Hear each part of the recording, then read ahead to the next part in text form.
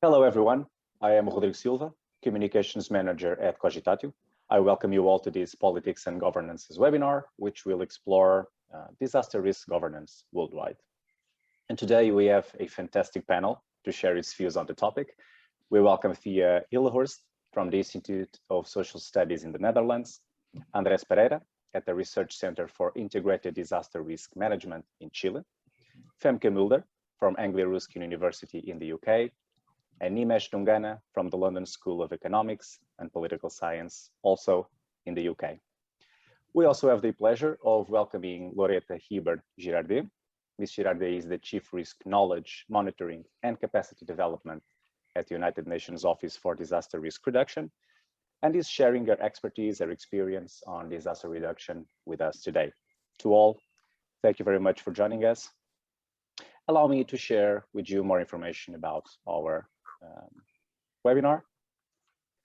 So Thea will briefly contextualize the issue and will be followed by Andrés, Femke, Nimesh, and Loretta.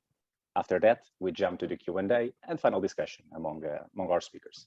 So to our attendees, there is a Q&A button on the bottom of your screen. Feel free to write your questions throughout the session. We will ask them to our speakers in the end. Also, for those who have Twitter, we invite you to get the discussion going on social media. And in order not to feel so alone out there in your computers, the chat mode is also open for you to share your comments, your ideas, etc. So I wish you all a pleasant webinar. Thea, the floor is yours. Thank you so much, Rodrigo. Wonderful. I really like the invitation and the initiative of Cogitatio Press. So that is my first remark, that I would really like to thank you for this initiative and the way you've organized it. And one of the things I especially like that you pressed on me not to use a PowerPoint. So I thought it's nice. I will just speak with you, all of you, about our special issue.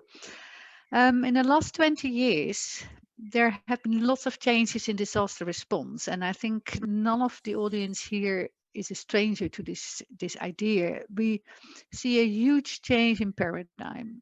I like to really claim that it's from top-down, state-centered, hazard-oriented, post-event, dealing with disasters.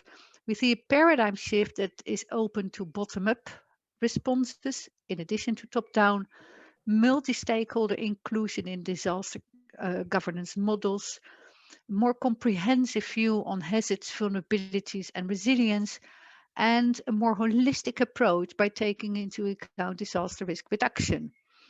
And I may say that there's a rather broad global consensus about this new paradigm. And if I take the Yogo framework for action, the Sendai framework for action, and that raises several questions. First, is it real when there's a new paradigm, when it's changing so fast? Is it real? Does it resonate with what we actually see happening?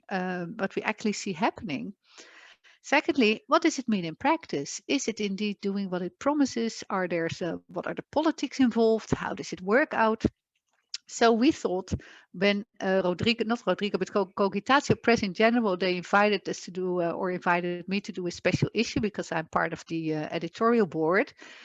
I thought, wow, this is going to be the topic that we're going to work on. And I was really happy to find Kees Boersma and Emmanuel Raju, that they were, as a co-editor team, we were a very strong team. We have been working together really nicely over the last 2 years. And we used the NEEDS conference in 2019. NEEDS is the Nordic network, Northern European network for disasters and organizing really wonderful conferences. So we used their conference in 2019 in Copenhagen to spread around the call for papers for the issue. And then Cogitatio had another round of spreading and inviting. So we ended up with no less than 21 articles, which is really great. And I'm happy to see we will hear 3 speakers, but there are also quite a few authors from the issue that are here present in the room, so to speak. So I hope they can also engage in the discussion if they get an opportunity. Now, we had a very particular way of looking at disaster governance, which is basically, in all its simplicity, governance. It's about the roles and responsibilities that all the actors have in responding to disaster. And Kees, Emmanuel, and myself, we introduced a model on governance, disaster governance, to better study the politics that are interwoven by forwarding 3 dimensions. So that is what we gave the authors, like there are these 3 dimensions of governance that we like you to comment on. So the first dimension of governance is the formal dimension. The formal dimension of governance is really how governance is designed, how it is meant to work, what we can see on paper, the frameworks, the organograms. Second dimension, and it's an important one, even if it's not being followed, it's still important. The second dimension, also important, is what we call real governance. Real governance is how it is working in practice.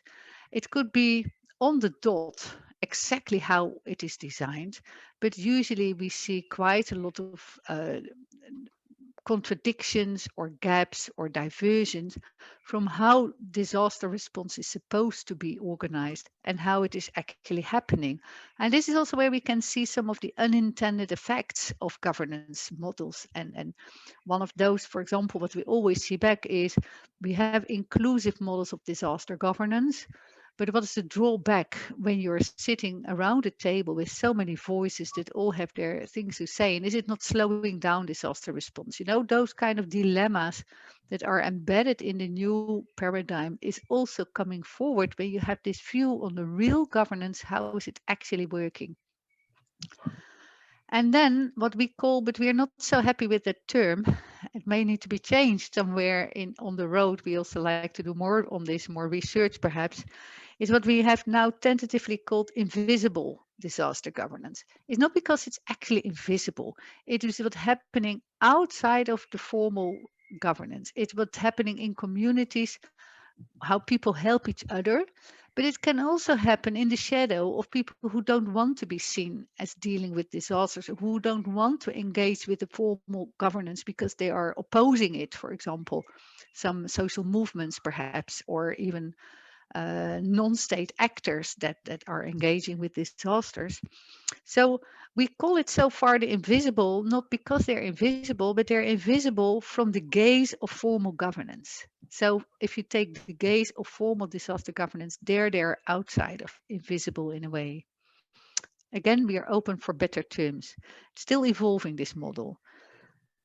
But I think when I look at the 21 papers of our journal of the special issue, we have 3 main messages that we wanted to bring out, and we have organized today to correspond with those messages. So we have 3 speakers.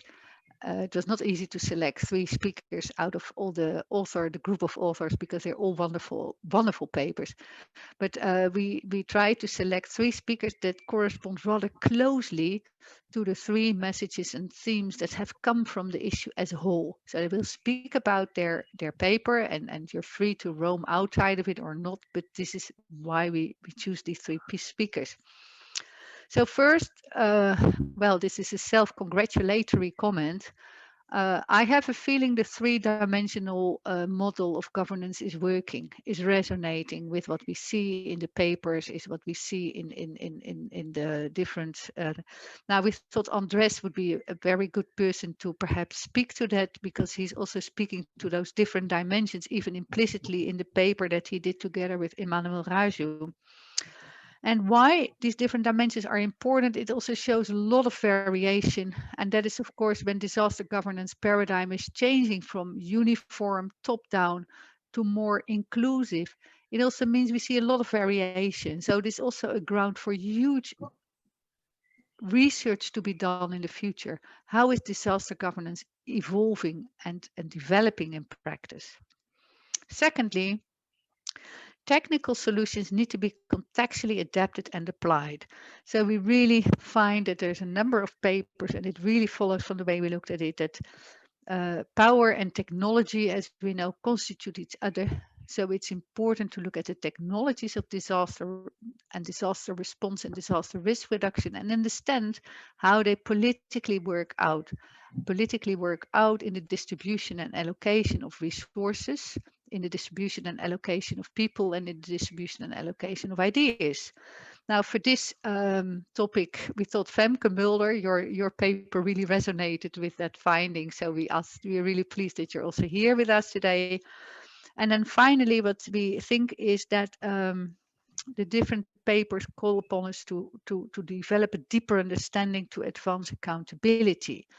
And that is a very important topic to my mind, because if we have a whole range of different types of disaster governance models and the politics embedded in it, and we're all struggling to do it better. And by the end of the day, I think there's only one litmus test. For those of you who don't know what the litmus test is, it's something from chemistry, but it's this one defining single factor that we think is decisive to say if something works or doesn't work. And that, of course, I would say is the levels of prevention and protection that are actually delivered to vulnerable populations and their views on how this is delivered. So that's why we say accountability is so extremely important. And for this reason, we asked Nimesh Dhungana to present his paper, which speaks most directly to that theme. So without further ado, because we want to keep going, I would love to give the floor for a moment to Emmanuel and Case to see if there's something to add to my presentation. But if you have, please do it in the chat, because we don't want to, we want to maintain the flow, but maybe in the chat you can sort of add some things that you would like to. So without further ado, I would like to pass over to Andrés. Maybe you can take over the baton for your presentation. Thanks a lot.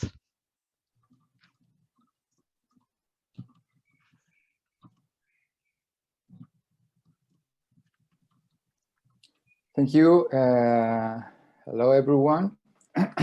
Thanks for having me. Thanks to the organizers for hosting this webinar also. It's really an honor to share some reflections with such distinguished people, right? First of all, I would like to mention that the ideas that I'm going to share with you are part of the research I did with Emmanuel Rahu during my visit to the Copenhagen Center for Disaster Research. And the main issue that we addressed in our paper approach from a theoretical and ecological political perspective was the current unsatisfactory state of disaster risk governance in Latin America. We noticed that even though all countries in Latin America have signed on to the Sendai framework, which is, as we know, a direct call to reinforce disaster risk governance, so far vulnerability to disasters in the region has only increased. It's important to clarify that we consider the region of Latin America as a geographic whole, right? Beyond just a set of different countries. There, we observed that there is a crucial gap between disaster risk governance theoretically and the actual creation of risks in Latin America. If we take a glance over the regional governance agenda, we can find important differences between the guidelines and the reality of what is actually done in the name of reducing risks, right? From the viewpoint of vulnerability, we found that disaster risk in the region are deeply related to its political economy. In fact, to be more precise, the increasing disaster risks have been shown to be related to a regional political ecology that Latin American critical literature has recently called neo-extractivism. Well, we think the discussion around neo-extractivism helps to highlight the political conditions for the implementation of disaster risk governance, mainly at the local level. From there, we could observe a correlation between a kind of political economic tacit agreement among states and the environmental degradation that is bringing about disaster, right? A tacit consensus related to commodity-based economies, as we know, very characteristic of the global South. But what concretely does the idea of neo-extractivism highlight for us? In general terms, this discussion refers to a real map of intensive and extensive economic activities that are spread across the continent, which are putting devastating pressure on land and natural resources as direct effect of the rise in external demand and foreign investment in the continent, right? Of course, this increasing social metabolism is also related to the structurally uneven terms of exchange in the international market, which have historically led the region into a situation of dependency. It is about systemic risk creation, which accelerate environmental changes, create exposure, new hazards, and thus produce, obviously, vulnerability. Examples of these are mega mining projects, oil extraction, fracking, forestry industry, agribusiness based on transgenic scraps, and so on. Indeed, for instance, in Chile, where I am from, the mega forest industry is one of the pillars of the economy, right? And this industry was seriously connected to one of the biggest wildfires ever known in the world that burned large parts of the south of the country in 2017. Then, meanwhile, all these activities are justified in the name of a widely dominant political discourse claimed by governments of different ideologies that posits extractivism as the only means of achieving development. And this idea of development has led, paradoxically, to a reinforcement of the expansionist dynamics of capitalism, such as land grabbing, destruction of local economies, displacement of populations, and so on, consequently making people more vulnerable.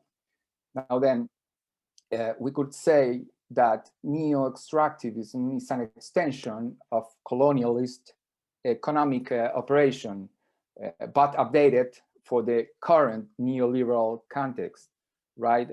Post-colonial stage in neoliberal context, right? And what we proposed here is to observe that neoliberalism is in its deployment in the region weaves an extensive web that produces both disaster risk and at the same time a specific model to govern risks. This idea is based on a critical Latin American viewpoint, which considers that governance must be understood as anything but neutral, right? In fact, around the 80s, governance was, as we know, one of the technocratic terms of reference driven by institutions such as the World Bank and the International Monetary Fund, which is to say the neoliberal orthodoxy par excellence. And the concept of governance was used mainly in developing countries in order to evaluate the performances of states and institutions, becoming a kind of political device for changing societies rather than an analytical tool or just a simple framework, right? What's more, many Latin American scholars have considered governance as a sort of depoliticizing discursive device of the hegemonic vision of development. So when we talk about disaster risk governance in Latin America, we must be extremely cautious because the analytical architecture implied by governance is not free of course, of contradictions. For instance, we can see governments signing on global commitments to reduce disaster risk, while at the same time fostering extractivism in the light of the idea of national development.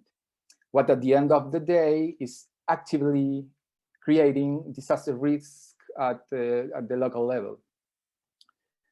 So in this context, and through key governance mechanisms such as responsabilization or the evolution of power that are not the same as real local empowerment, it isn't difficult to observe that disaster risk governance in Latin America is actually based more on top-down rather than bottom-up strategies, which aim to foster community management processes of resilience, all the while allowing extractivism to continue its relentless march, right? Again, this is ending up hindering local efforts to reduce risks. In sum, we found a contradiction in the politics of disaster risk governance in Latin America, made apparent by the lens of the discussion around neo-extractivism. We think that drawing on that discussion contributes to a better understanding of the power relations and practices underlying disaster risks. And also it enables to contrast and problematize the elements of the different levels of governance architecture. That is to say, what is actually being done on the ground behind the good intentions of the normative guidelines and the goodwill of governmental commitments. We think this also might help to analyze the limitations of the dominant approaches to disaster risk governance, framed around a set of myths and blind spots, which are part of a broader ideological framework based on power dynamics, power dynamics between the global north and the global south. And what this sort of deadlock forces us to do is to look into more community-based ways of understanding the governing of risks. I think that the more universal the guidelines are, the more likely they are to fail, right? A general hypothesis might be that governance would be best understood in geopolitical terms, repoliticizing the inner links of its architecture and between its actors, stakeholders, definitely in more ecological political terms. This also must take into consideration, I guess, the tensions between the North and the South that manifest at the hyperlocal level. And well, I am currently looking into this pathway. So I think that is all I can say for now. And I should give the floor back. Thank you.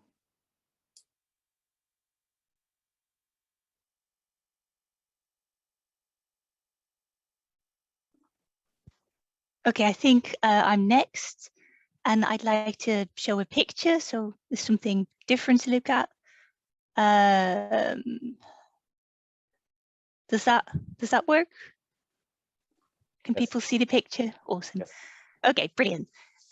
So my name is Femke, and I'd like to talk about the governance of humanitarian knowledge and technology. I'm a postdoc at the Faculty of Science and Engineering at Ruskin. And before that, I worked over 10 years in the international NGO sector. The paper I'm presenting is part of my PhD thesis, which looks at collaboration between different local actors and different international actors around knowledge platforms, which can be things like online websites, applications, but also in-person physical spaces. And the focus of this paper is on humanitarian knowledge governance in the context of an emergency operations center in the south of Ethiopia in 2018.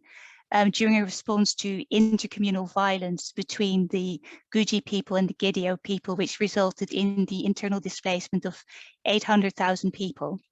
So what's the key issue? So knowledge management in humanitarian settings is challenging.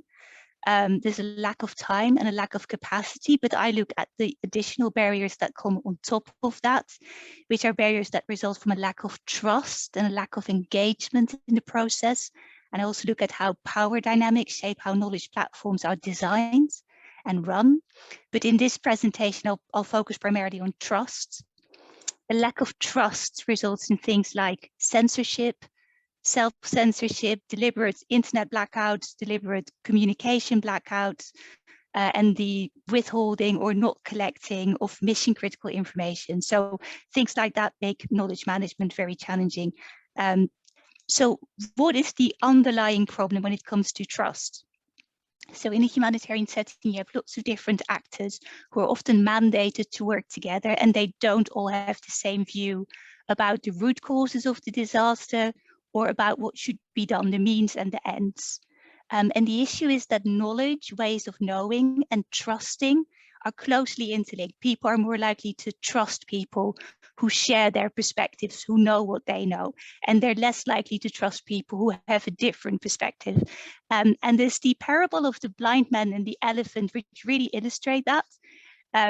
It's a very famous parable. There's a number of blind men. They've never seen an elephant. One day an elephant appears and they want to understand the elephant. And so they all try to learn about the elephant by touching it. They all touch a different part of the elephant. One touches his trunk, the other touches his leg, the other touches his tail. And then they describe to each other, you know, what an elephant is, but their descriptions are different. And as a result, they start to think that the others are being dishonest. And in some versions of the parable, they actually come to blows. They actually start fighting. And this is kind of what happens in the case study that I look at, which discusses a complete breakdown of trust and collaboration at the Emergency Operations Center, which resulted from people with very different perspectives not trusting each other. The main issue of contention was the issue of forced return. So the question was, should internally displaced people be encouraged to return to their villages? Should they be forced to return? Now, on the one hand, there were the humanitarians and the federal bureaucrats who believed that no, they should not be returned. It should be voluntary and it's not yet safe enough. But the local bureaucrats, they had a different perspective because they saw the enormous pressure that internally displaced people put on the host population and on the local economies. And from their perspective, their assessment was that this pressure was so severe that given that, on balance, it was safe enough. So what they did was they started to organize buses to bus people back to their villages of origin without telling the other people at the Emergency Operations Center. And then people started to flee again. You got the issue of reverse returnees, so people who had been returned, who fled again because they didn't feel safe yet. And at that point, local bureaucrats started to slow walk knowledge sharing with the Emergency Operations Center. They did not give the people at the Emergency Operations Center the information they needed to manage the response. They basically disengaged from knowledge management, and it was a complete breakdown in knowledge sharing, which further sparked even more loss of trust on both sides. Both sides thought that the others were acting in bad faith, and you got a downward spiral towards a complete breakdown in collaboration. So the solution that I suggest in the paper is something called pragmatic robust action strategies for knowledge management, which basically means the purpose of it is to create spaces for multiple perspectives to coexist and to foster dialogue and exchange between these perspectives, to get people to trust each other, to keep collaboration going, but not to impose a consensus or to drive towards a consensus, because actors who don't share that consensus, they become marginalized in the knowledge space, and then they become adversarial or they disengage, or both. Now, things like information projects and technologies like knowledge platforms can play a key role in supporting an approach like this. However, they can also be counterproductive, and it really depends on how they're designed and managed, and which in turn depends on the wider governance context. The key thing is to create a platform for knowledge sharing that is genuinely participatory. And there's so many examples in the humanitarian sector of information platforms that are not participatory. Language is a key example. A lot of humanitarian platforms are English only. Sometimes it's also the national language, but then in big countries like Ethiopia, there are a lot of people who don't have a national language as their first language. And so you get people who are disadvantaged from participating in the knowledge space because they don't speak the language that is used there, or they don't speak it well. But it's a lot more complicated than that. There's a lot more to it. It's also like the issue of who decides what information is relevant in the knowledge space. Like, what is important and what is the right take? Because if core stakeholders feel that what they contribute is irrelevant and that their priorities are bad, then they will become adversarial and they'll disengage. So to foster genuine participation, you need facilitative leadership to redress the power imbalances that shape design and management in a knowledge platform. One of the key things that robust action highlights is the value of decentralization to create space for local experimentation based on local knowledges, trying out local solutions for local problems, and then bringing that together through knowledge platforms, which can be online information platforms, but also something like an emergency operations center. Another key thing that robust action highlights is the value of strategic use of ambiguity.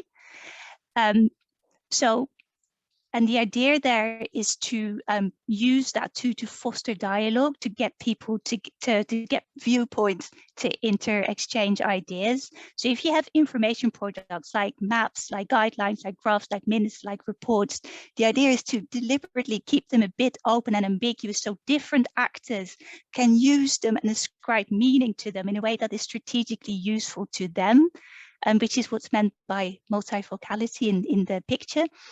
Because if stakeholders can fit their perspectives and their priorities in the knowledge space, and that creates trust and legitimacy for the process in their mind. But there are obviously barriers to overcome, because that's this is an approach like experienced coordinators and designers of knowledge platforms. They already try to act as facilitative leaders. They try to build trust. They try to keep people engaged, but they face barriers. And one major barrier they face is that they themselves are part of a deeply hierarchical structure. They're often affiliated with leading humanitarian actors, like either because they're based at those organizations or because they depend on them for resources, for legitimacy, for access. So they're under pressure to frame problems and to design solutions based on the views of the organizations that they're affiliated with. And sometimes they have to. Sometimes that's a direct requirement, but even if they don't have to, the stakeholders participating in the knowledge platform would still ascribe perspectives and priorities to them based on their affiliation and act accordingly. So the problem is that you can't really facilitate for genuine participation using multifocality, for example, if you're obviously affiliated with a powerful organization whose views are publicly known. Now, in the case study, the coordinators of the knowledge platform were UNOCHA and the federal government of Ethiopia. Now, their relationship was very complex, but because they worked so closely together, stakeholders saw them as one entity with one set of ideas and one set of priorities. And that didn't sit well with some local bureaucrats. The relationship between the federal government and regional government in Ethiopia is very complex, but the long and short of it was that local bureaucrats were marginalized at the emergency operations centers. There was not really space for their perspectives and their priorities, which undermined the legitimacy of the platform and its usefulness in their eyes. And they disengaged from it, from the emergency operations center, and they started to work around it. You got this downward spiral towards ever diminishing trust and collaboration. So that's the kind of scenario that robust action strategies could help prevent at a knowledge platform. But again, their effectiveness depends on the wider governance structure. So in an ideal world, you'd move knowledge platforms out of existing hierarchies and you would govern tech and knowledge in a humanitarian setting in a decentralized way. So you'd have a network of local knowledge hubs that are horizontally connected, that are led by multiple local coordinating bodies that reflect the perspectives of different stakeholders. But the key thing is to ensure that the affiliation of the coordinators is ambiguous, so people can't easily ascribe views and perspectives to them. So have coordinators with multiple and overlapping affiliations. Now, obviously, setting something like that up during an active disaster is almost impossible, especially in a conflict setting where people don't trust each other very much anyway.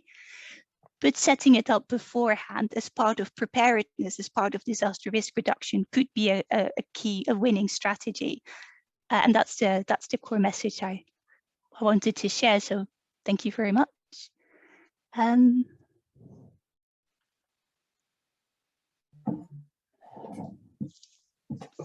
Okay, thanks, Femke. So thank you so much for this opportunity to present my research, and thanks to the audience for joining us today. The paper that I'm going to be presenting now, which was published in the special issue of the Politics and Governance, which Thea earlier mentioned about. It was entitled, it's called Doing Civil Society-Driven Social Accountability in a Disaster Context, Evidence from Post-Earthquake Nepal. And as the title of the paper suggests, it is focused on understanding the practice of civil society-driven accountability. So it's more focused on how accountability is sort of enacted in the everyday context of disaster. So it's really trying to make accountability concrete in that sense. And in so doing, the paper tries to explore some of the areas of possibilities and challenges in doing accountability, locally civil society-driven accountability under difficult circumstances of disaster response and recovery. There are three interrelated intellectual and practical motivations that inform this study. And first is, as Thea already mentioned in her talk, that in the last 2 to 3 decades, we've seen growing focus by the international aid actors, but also the state actors on participation and accountability in disaster-affected communities under the rubric of disaster governance. Sendai framework, for instance, talks about accountability for disaster risk reduction. It also calls for involvement of civil society actors in disaster preparedness and response. It talks about volunteers. It talks about collaboration and partnership in disaster risk reduction. Then there are several international humanitarian standards, such as Core Humanitarian Standards, SHARP project, that explicitly focus on improving accountability to disaster-affected communities, popularly known as downward accountability. But despite these international policy developments, not only do we know little about what accountability means, as Richard Morgan has famously said, accountability is an ever-expanding concept. What is accountability? That itself is an interesting question to examine. And Emmanuel, who is here in the audience, has written an interesting paper on that, in the kind of on the deficit in kind of understanding the actual operationalization of accountability. And not only this, but there is also the excessive focus on bureaucratic and technical forms of accountability, mostly involving international actors, and at the expense of more political and relational aspects of accountability that are geared at changing and challenging and changing the unequal relations of power between the disaster-affected communities and authorities or aid actors. So at the core of it, accountability, the approach that I'm taking is accountability is more about challenging and changing the unequal relations of power, right? So that's really what this paper is about.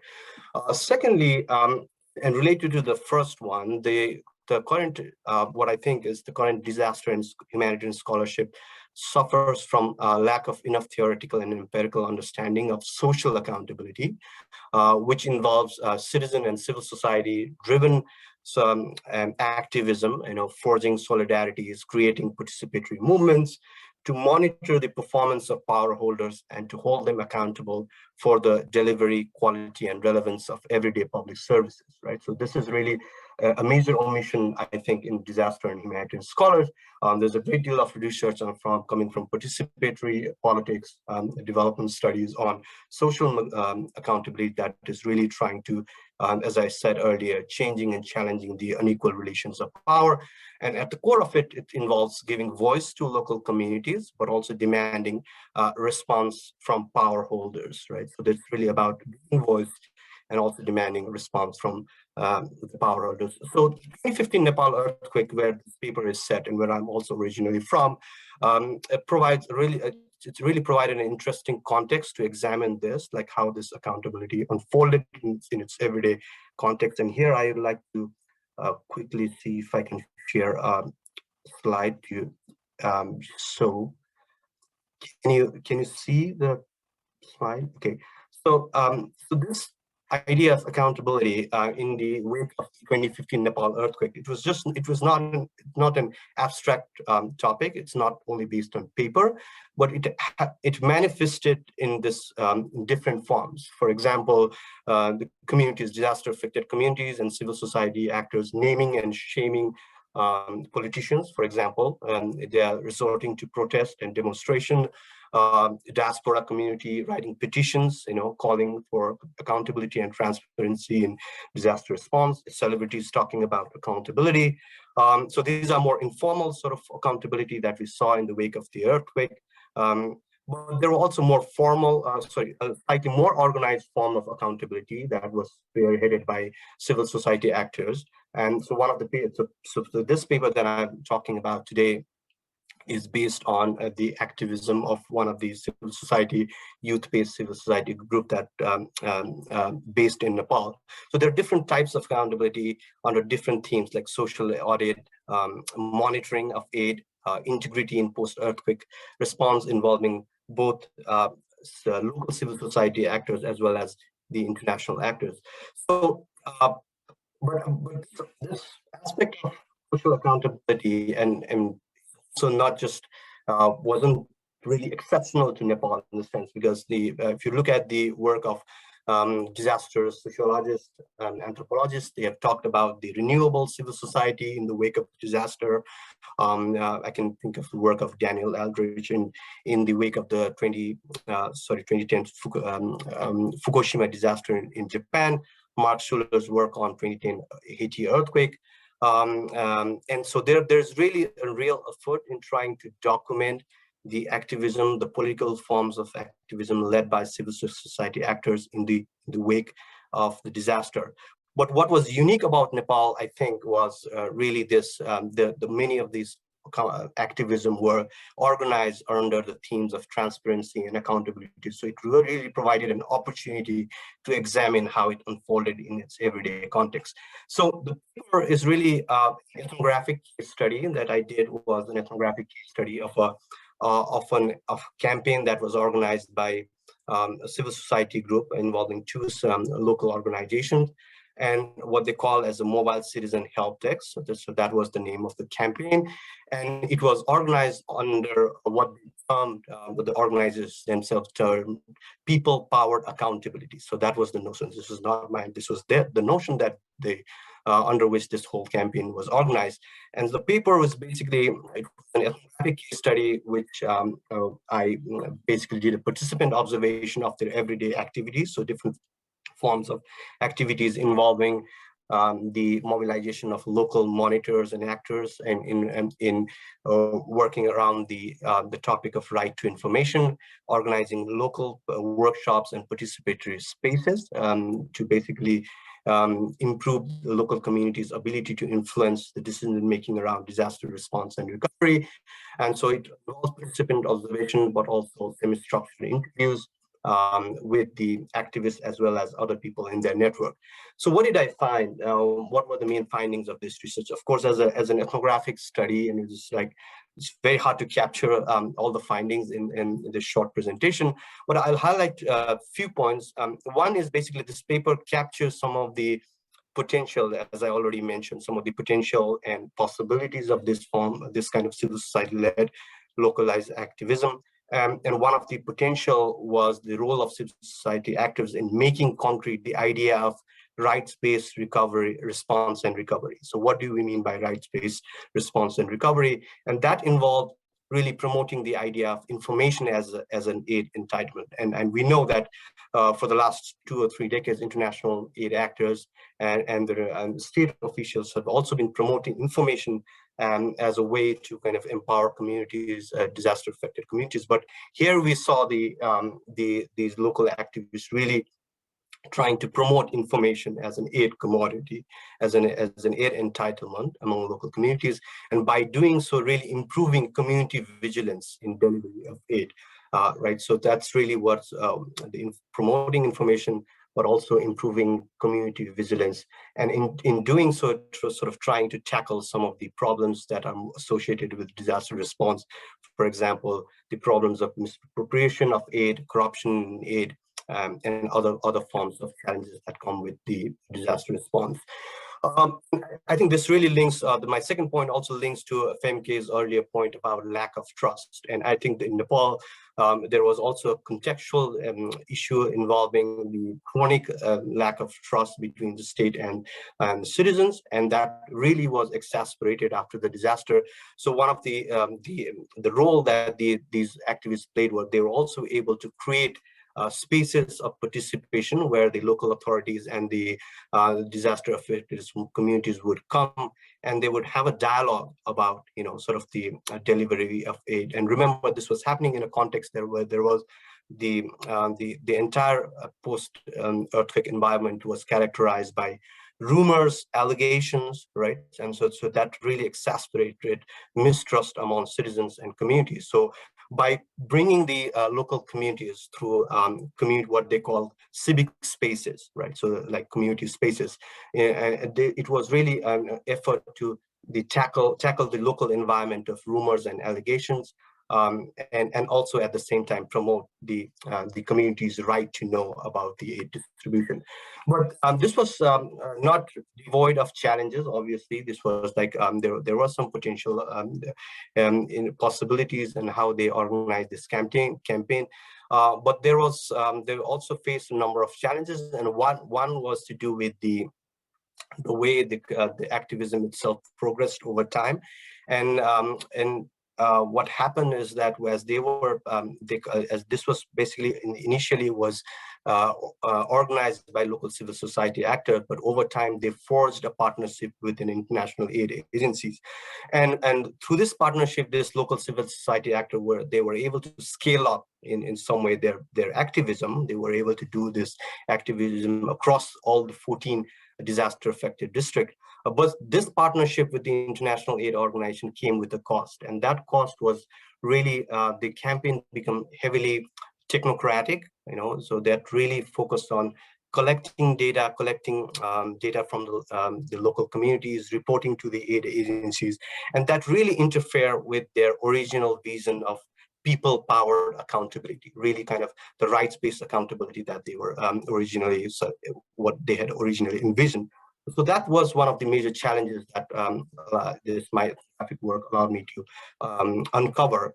At the same time, as we know, as Femke also already mentioned, that disaster governance is a heavily sort of ambiguous topic. And one of the things that the local activists struggle was this issue of who is accountable to whom, right? So it really happened in a context where they would really struggle to find the right authority to kind of to get response for the local community. So really to get the authorities to respond. And this was further sort of exacerbated by the Nepal's sort of unique political context, because the earthquake struck Nepal at the time where the country still is going through a major political transition.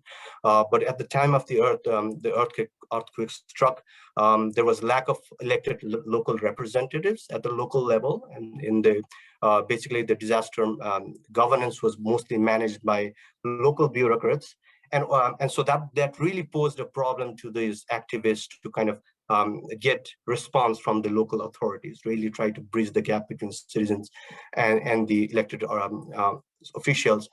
Secondly, it also over time the disaster response, the entire disaster response really becomes centralized over under the auspices of the National Reconstruction Authority, and that really also posed a challenge for the local activists to kind of engage with local authorities, right? So it's really was, despite all their efforts to try to kind of engage and make accountability more concrete and more locally based, their local activism proved limiting under the context of more centralizing disaster governance. So what can we, so in terms of like picture sort of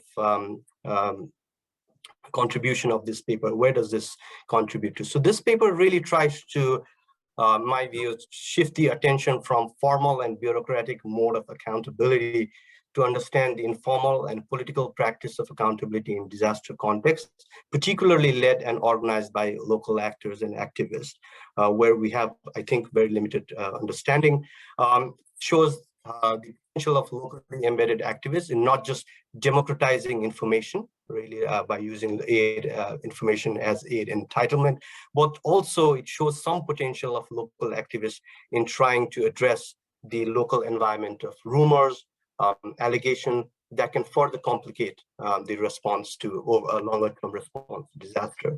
But at the same time, this kind of doesn't mean that these efforts are always effective and successful, right? So it really, this informal civil society based activism is also kind of, we also need to understand it in terms of how it interface with formal government structure, formal disaster government structure. In my finding, I found the way it was the local civil society actors were engaging with the international aid community, and this ambiguous authority structure at the local level really posed a major challenge in translating their vision of people-powered accountability to reality, basically, in the long run. So this is really something, and so I'm basically now, based on this research, I'm trying to just one more final to wrap up is to I'm building on that and to coming back to finally to the point of disaster risk, and particularly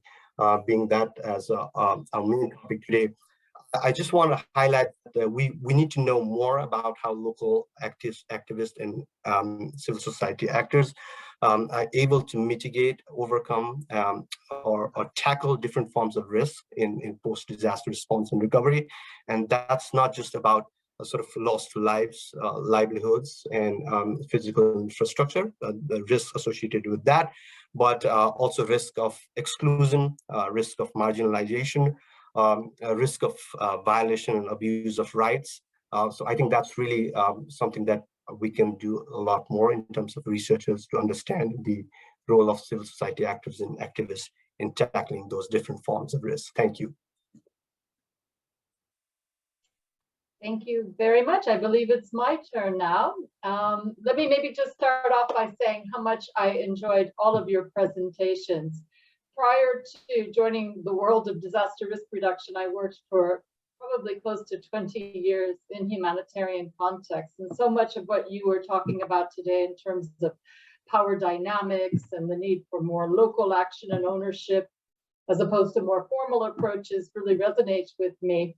I especially would like to just pick up on the point on accountability and disaster response and how we can understand accountability in very different ways, whether it's the more bureaucratic approaches or more the social accountability.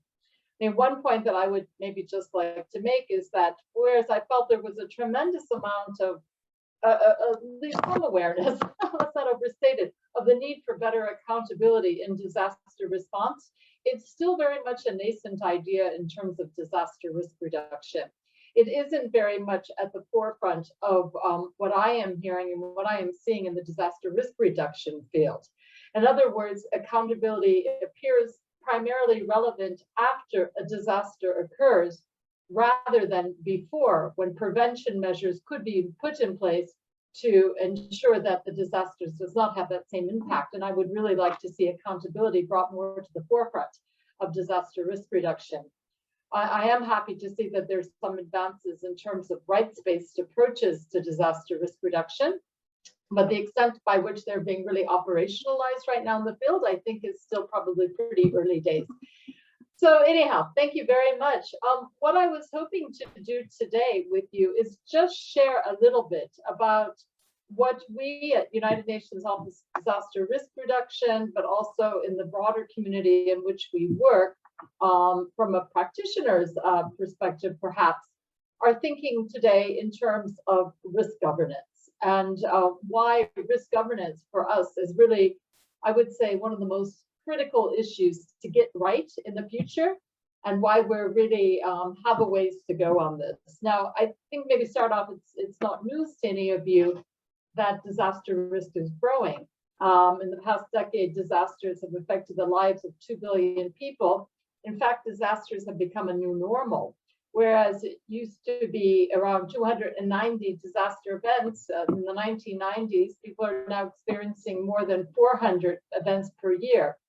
The good news is that we are seeing a decrease in mortality due to better preparedness and early warning system, but economic losses continue to rise. Of course, one thing we need to note is that when we measure these disaster events, we're measuring events of a certain level, of a certain magnitude. The reality is that extensive risk is growing in terms of high frequency, low level events, often linked to climate related events, but we're not able to measure it. We don't really have the data. And so the challenge, of course, is that we're not capturing the full impact of disasters on people's lives. The figures that we have been giving out, for example, saying that economic loss has risen from 66 billion a year in the 1990s to over $160 billion a year in the last decade, really masks the impact of disasters at that community level. And it really doesn't capture the effects of poverty and vulnerability and the lack of capacity to cope. And so organizations such as the World Bank have been trying to capture this, saying that disasters are the equivalent of an annual drop in consumption of 520 billion US dollars. And this is really threatening to reverse development gains. But the reality is, I think that until we really understand disasters, both extensive and intensive disasters in the same manner, we're really going to be challenged to fully understand how disaster events are impacting the lives of people. I also would like to maybe just go back in time for a moment and note that the integration of disaster risk management within the broader development agenda is probably one of the most significant advances over the past 3 decades when it comes to disaster risk management and governance. We still, however, see that in most countries, it is the disaster management agencies that have responsibility for risk governance and risk management. So even though we have done everything at possible, I would say at the global level, to change the discourse from disaster management to disaster risk management, when it comes to actual implementation at the country level, what's actually happening is that disaster responders are spending a bit of their time, what time they have, to work on the issue of disaster risk reduction. And we know that this is wholly insufficient, that it's no longer what is really needed when it comes to disaster risk management. 2015, as you all are aware, was a landmark year with the adoption of major global agreements, the Sendai framework, several of you mentioned it today, but also the Paris Agreement, the SDGs. Unfortunately, each of these major agreements were developed in isolation of each other. And so since that time, we have been spending quite a lot of time on trying to better understand how they can be rolled out and managed in a coherent manner so that they reinforce each other. We are behind in achieving the objectives of all of these agreements. It's not just the SDGs, it's of course also the Sendai framework. And obviously the COVID pandemic is going to have a major impact in terms of the figures that we will be citing in decreased mortality, number of people affected, economic losses. I think that one of the big challenges that we're seeing is that the governance of risk is highly siloed. As I've mentioned, in many countries, it has been relegated to national disaster management authorities, and this is the norm. But the reality is that that is not, I would say, the way in which we will be able to manage the risks of the future. We have carried out a review of national disaster risk reduction strategies and found that to a large extent, they still largely focus on natural hazards, but they do not take into account the full spectrum of risks of the Sendai framework, which include natural hazards, biological hazards, technological hazards, environmental hazards. We're still managing risk in a very siloed way. And what we are seeing is that COVID-19 has become a wake-up call for better risk governance. That the traditional approaches of managing risk did not suffice throughout the COVID pandemic. And so in many countries, we saw the establishment of formal mechanisms bringing together multiple sectors that needed to collaborate in order to manage the impact of COVID, often at a very high leadership level. It could be the prime minister, it was the president of countries. I think the challenge moving ahead is post-COVID, how do we maintain that same level of multi-sectoral approaches to risk governance, multi-hazard approaches to risk governance as well, and political leadership. So that for us is really a very critical point moving forward. The other aspect that we are seeing a greater emphasis on is the need to move away from hazard by hazard approaches to assessing risk, to really take into account the interconnected and cascading nature of risk. Systemic risk assessment really does need to be carried out to underpin the development of appropriate policies and strategies. This is extremely difficult to do. We're trying to roll it out now, and I'll talk a little bit about it in the future. But we have to move away from a hazard by hazard approach to understanding risk. Another aspect which has emerged as increasingly important is understanding the need to have different scales of governance, and really to understand the need for better local action. We know that it is really at the local level where we can see very tangible actions in terms of disaster risk reduction. But unfortunately, often local level actors lack the resources, sometimes the capacity that is required. And the linkages between national and local level can sometimes be either non-existent or insufficient to really ensure that there's a coherent approach throughout the country. We did hear, I think, from Andrés about the importance of community level engagement, and we completely agree with you. So these vertical and horizontal linkages are extremely important, and it takes a bit of time, I think, before we'll be able to see the type of progress that we would want to see in terms of local and national level resilience building that's being carried out in a coherent and consistent manner. I also see that moving forward, we're going to be needing to focus more attention on understanding risk in the context of fragility and conflict settings, that there needs to be greater emphasis on understanding the linkages between conflict and other hazards, and that currently right now we tend to view natural hazards, DRR, in isolation of peace building or conflict management, and there is a real need for convergence across these areas. And maybe a final point from my side is the need to close the gap between science and policy making. And here I see it when it comes to the physical science as well as the social sciences. I have the privilege of being able to engage in different scientific fora where I'm aware of tremendous research that's going on, but the actual applicability of the science at the country level and even further down at the regional, the local level is sometimes lacking. And this is really a critical area to move forward.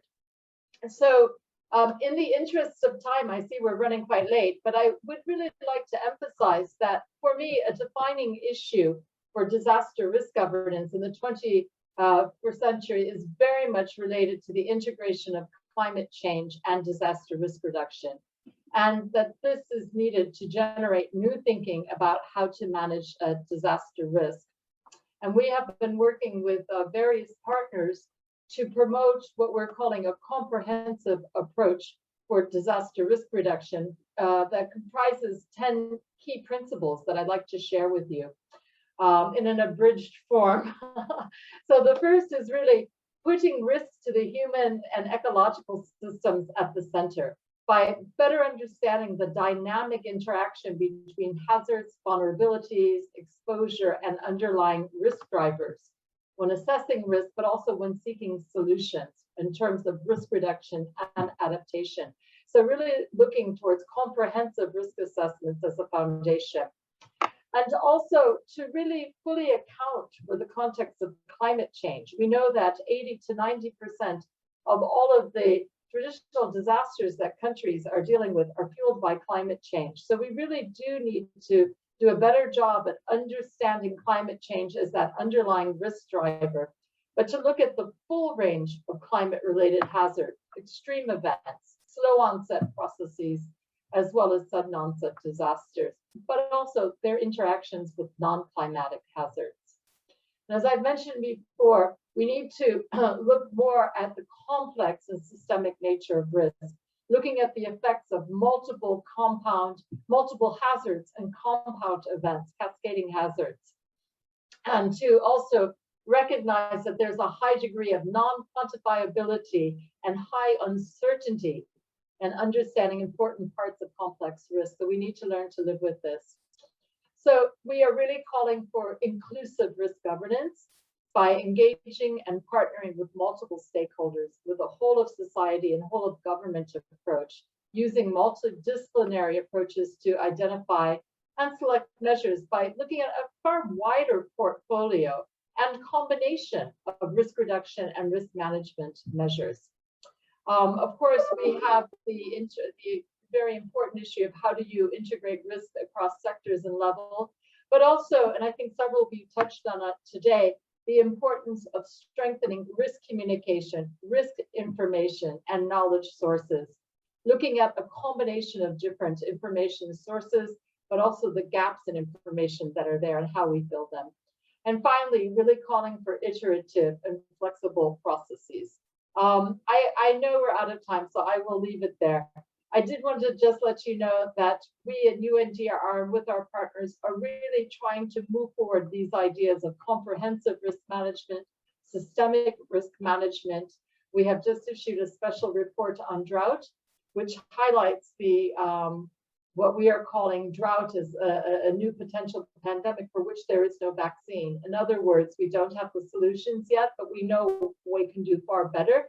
And that is by applying more systemic approaches to risk governance in association with drought. I will leave it there. That was just one example. And I hand back to you, Rodrigo. I'm afraid our time is short for questions and answers, but over to you. Thank you, Loretta. Thank you all for your presentations. I will perhaps kick off the discussion by following up on something that you, Loretta, said.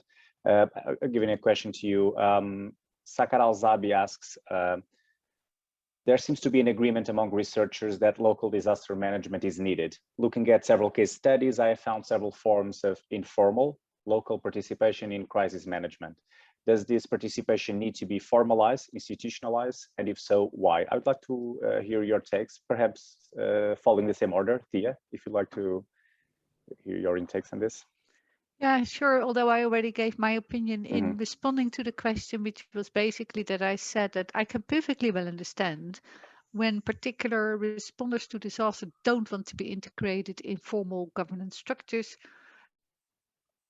if only for fear to be co-opted or for many other reasons. And I also don't think we need to have a mantra like everything has to be coordinated.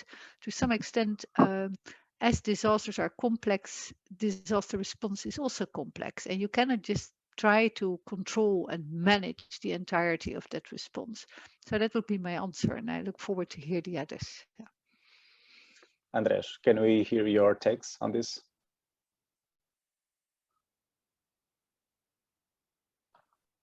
Oh, I prefer to pass this. I don't know if Femke and Nimesh about this informal local participation in crisis management. I mean, I just want to echo what Thea said. I mean, it's the problem is, on the one hand, not being co-opted and being able to be as tailored and as targeted as you can be if you work using local knowledge. On the other hand, you need access to a lot of resources. So it's really trying to find that balance between independence and the resources you need if the situation is really bad. So that's, yeah. Yeah, I guess I'll agree with that, because I think informality cannot be forced, right? It cannot be coerced, it cannot be forced. Informality will always happen. I mean, I'm just following the unfortunate news in Nepal right now with the flooding and everything. And there's always, I mean, it always happens with disaster when people respond to the disaster. People are developing their own indigenous early warning systems to kind of to mitigate with risk and monitor and inform about risk. So I think informality will always be there. It just, as my research also shows, how it interacts with the formal structure, how formal structures in many ways sort of facilitate that kind of space to the informal actors. But unfortunately, often we see that formal structures, state organizations, trying to encroach on the informal spaces, being intimidated by them, or see the informal actors being, taking over their space of disaster response. And I think that can actually do more harm than good in disaster response and recovery. But I think informality will always be there, depending on how we define it. Yes. Loretta, could you please briefly also explore this topic? Sure. I mean, I think most disasters, as I mentioned to you before, if we look at sort of this extensive disaster risk, it's already managed through local actors. And the formal, especially the international mechanisms kick in when the magnitude of the disaster calls for these more formal mechanisms. And I mean, I've been in many disasters where I have seen local actors in a way brushed aside, and even though that they were already in the midst of responding to the crisis, of course they're the first responders, and it takes some time for an international response to be mounted and to deliver. So I do know there has been quite a lot of work that's been carried out over the past several years since the World Humanitarian Summit on the localization agenda.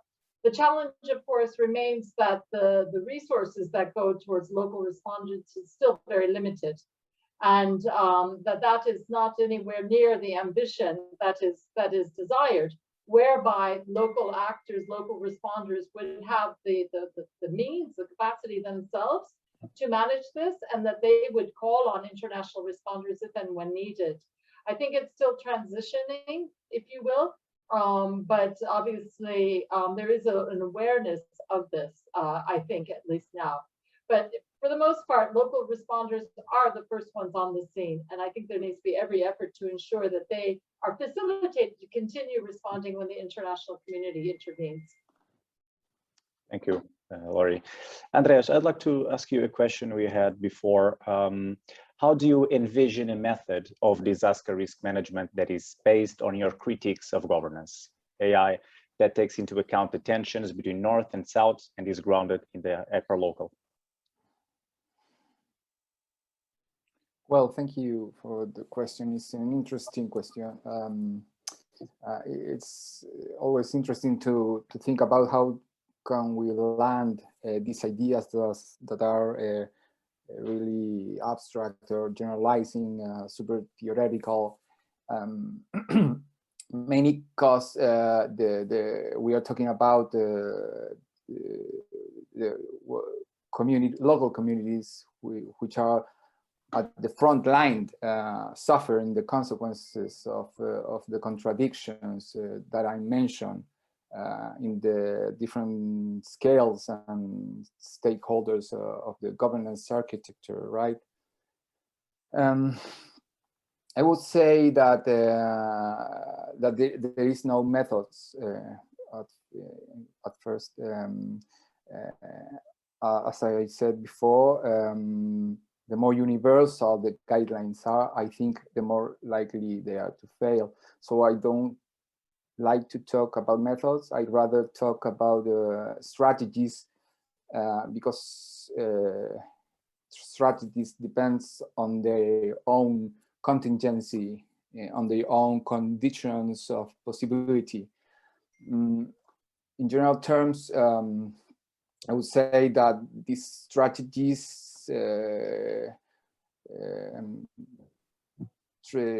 supposed to tend to a real empowerment of the local communities, of civil society organizations, on grassroots movements, empowerment to manage the commons, their own risks, right? A real empowerment of the hyperlocal ecosystems, relations, values,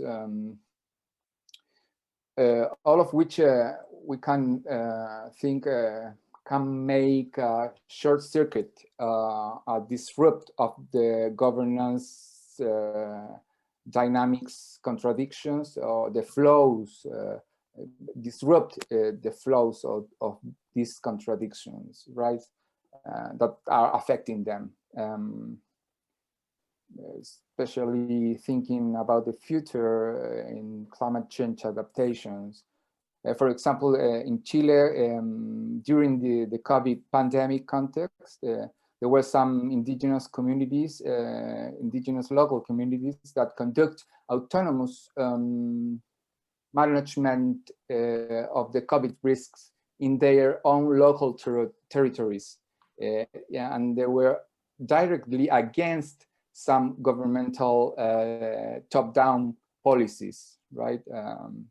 And it was interesting case to study of these kinds of tensions, ecological, political tensions between the top-down and bottom-up in the way of governing risks. Yeah. Thank you, Andrés. There's a question here I'd like to hear Lori's opinion. Rafaela Sanchez asks us, how can we enhance the implementation of the Sendai framework? This was also a lot of expectations from our attendees in the beginning of the webinar when registering. So how can we enhance the implementation of the Sendai framework? How can we measure this process comprehensively and account for differences between North and South? Oh, that's a great question. And of course, that's what we spend a lot of our time doing, trying to figure out how can we enhance implementation of the Sendai framework. Well, I think I mentioned several of them in what I discussed, was that we want to see implementation of the Sendai framework in the context of the other global agreements, that through implementation of, for example, the SDGs, really bringing a risk lens to the SDGs, making sure that the development actions that are undertaken under the umbrella of the SDGs are risk informed. So whether that, just give the example of infrastructure, you know, that ensuring that all of the infrastructure investment that's going in right now, which is transformative when it comes to development, is based on a good assessment of risk, is already a very critical way of reducing losses from disasters, and then contributes to the achievement of the Sendai framework. I can just tell you that for UNDRR, we have identified 4 accelerators that will enable us to support countries to better implement and to achieve the Sendai framework. And the first one is scaling up risk information. So really ensuring that risk information and risk analysis is used to make development decisions. That we do not develop a development plan, for example, without it being based on a good understanding of the risks. And we have seen this with COVID. Not one country saw a pandemic coming, had necessarily put in place the appropriate measures to mitigate the impact of COVID. So the development planning must be really risk informed. The second one is about the integration with climate change, which I spoke about already. That there is a tremendous amount of energy and action right now and resources available for climate action. Much of this is linked to a risk reduction agenda. And so really closing that gap between climate change adaptation and DRR, we see as a very critical area moving forward. A third area is risk financing and more innovative approaches to risk financing. And this is where I see the issue about the North and South that has been raised several times, really needing more attention, is how do we ensure better risk financing for countries, for the LDCs, for the CITs, these countries that are really on the front line. And then a fourth element, which is critically important for us, is advocacy and communication. And several of you touched on it today. The risk communication we have seen has played such an important role in the management of COVID, but in every crisis as well. But just better advocacy, more advocacies, and success stories about how investing in prevention can really save lives, and then ultimately achieve the Sendai framework. Thank you, Lori. Thank you all for your presentations. Unfortunately, we are really beyond our time. We had more questions, but we had to wrap our webinar here. I would like to thank you all for being here today and share your expertise with us, Thea, Loretta, Andrés, Nimesh, Femke. Thank you very much. I would like also to extend my regards to Emmanuel Raju and Chris Boresma for preparing this webinar, and also Laura Willis for her help also on this. Two final notes, okay? So the issue which serves as base for this webinar is available in our website, always open access, free to access, share sites anytime. I will now copy the link to the issue there. The second note to everyone, the webinar was recorded and the final video will be available on our YouTube channel tomorrow. You will all be notified once that happens. To all our speakers, thank you very much. To all our attendees for your great questions and for engaging with us. Thank you very much. See you all in our next webinar. Thank you. Thank you.